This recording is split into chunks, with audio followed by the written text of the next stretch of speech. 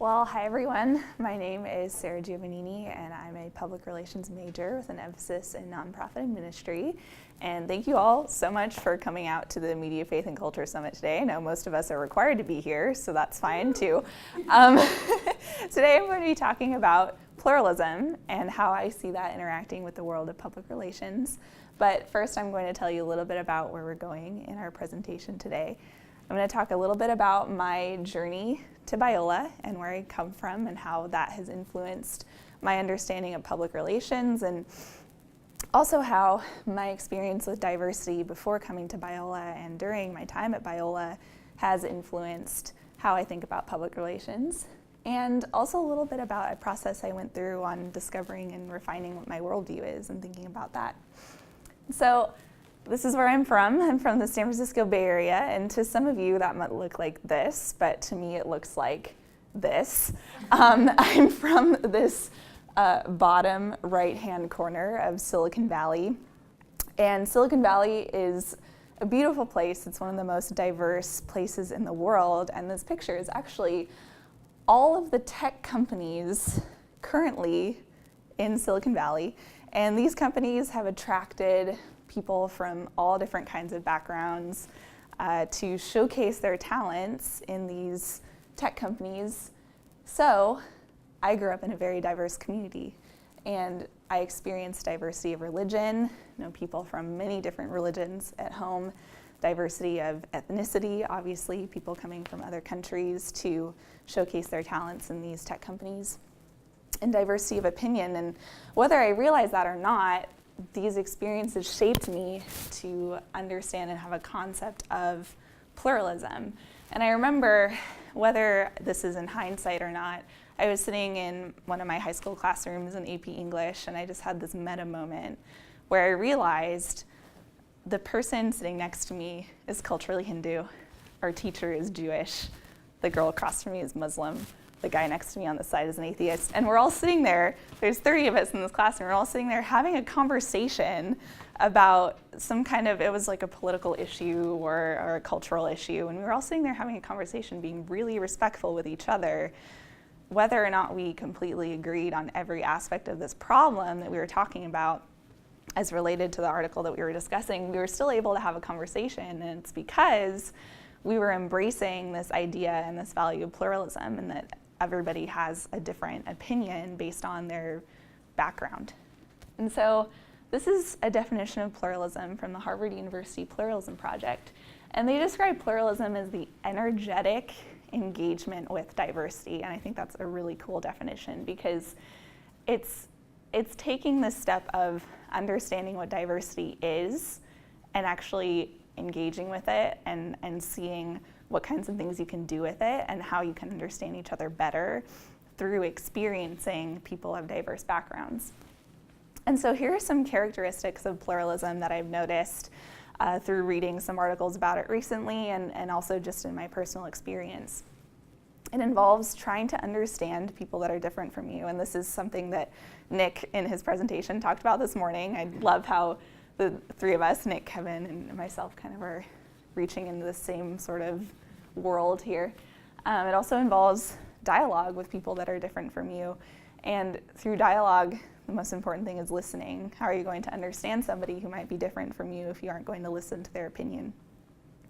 And really what pluralism is, and this is also from the Harvard Pluralism Project, is that it's an encounter of diverse commitments. And what that means is I'm committed to my ideas, and I'm having a conversation who's also committed to their ideas, but we're still able to have a conversation because we have respect for each other and humility, and there's this encounter of our values, beliefs, and opinions. And so my thesis for you today is that ethically practiced public relations is actually able to foster pluralism in a society and help it thrive. And so here are some ways that I see pluralism playing out in public relations and in how we practice public relations. The first is our value, our PRSA value of honesty. We are committed as public relations professionals, when we're practicing ethically, as committed people who are committed to the truth and to communicating everything truthfully and honestly. And this also plays in to transparency. and how we are being open and honest about the things that our organization is doing, hopefully. And we are also listening to the people who are being transparent with us about their opinions about our organization. Also, before we embark on any sort of campaign or PR endeavor, we are committed to doing demographic research. And this means that we are trying to understand the values, beliefs, and opinions of the publics that we are trying to reach.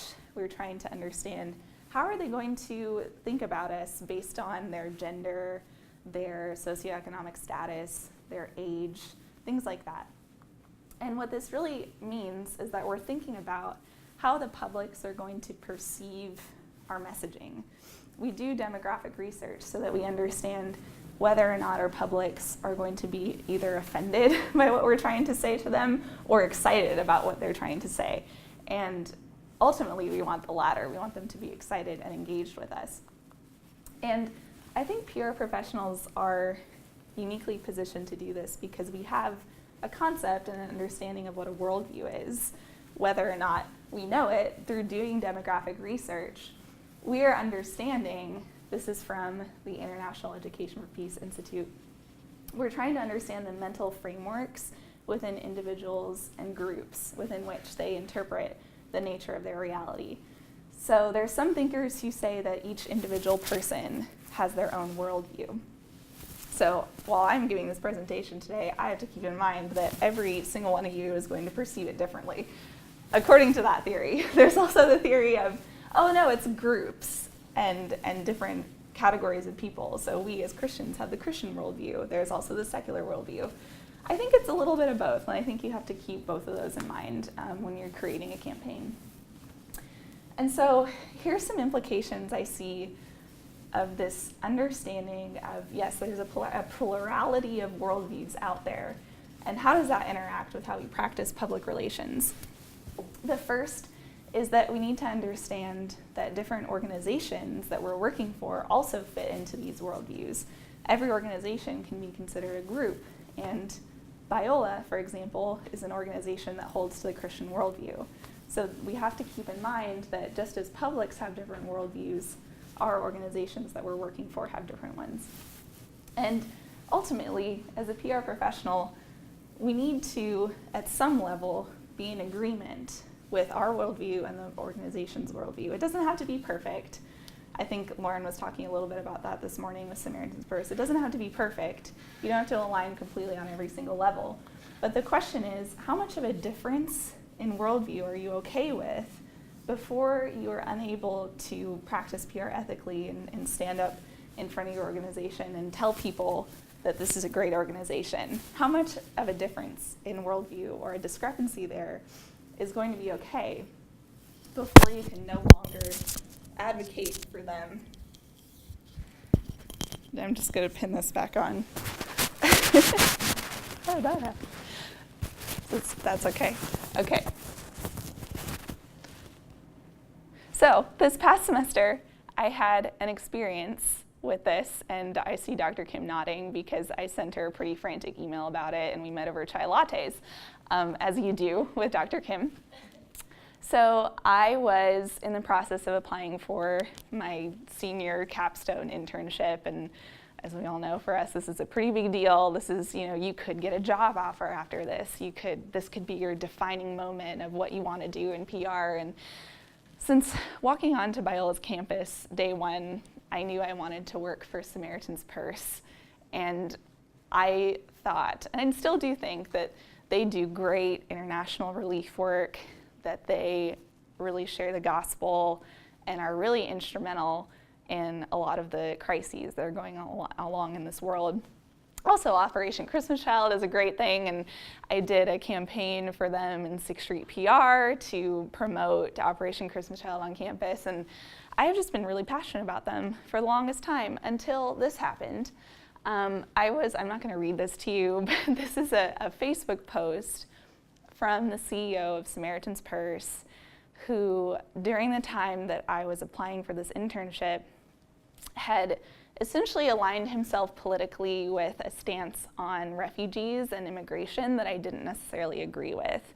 And essentially in this post, he's saying that, he doesn't think the United States government should be letting certain kinds of refugees in from certain Muslim majority countries because they could be terrorists. And as soon as this post came out, it says February 11th, which is right around the time this year that I was applying for an internship at Samaritan's Purse. And this post kind of rocked me a little bit. All of a sudden, I was disagreeing on this sort of worldview level with Samaritan's Purse that I didn't think I had disagreed with before, and that's when I sent Dr. Kim the email. And I said, hey, please help me try to think through this, because here's this organization that I wanted to work for so long, and all of a sudden, I'm not sure if I would be able to do that well enough. But then there was also this part of me that was saying, oh, you're just an intern, you're at the entry level.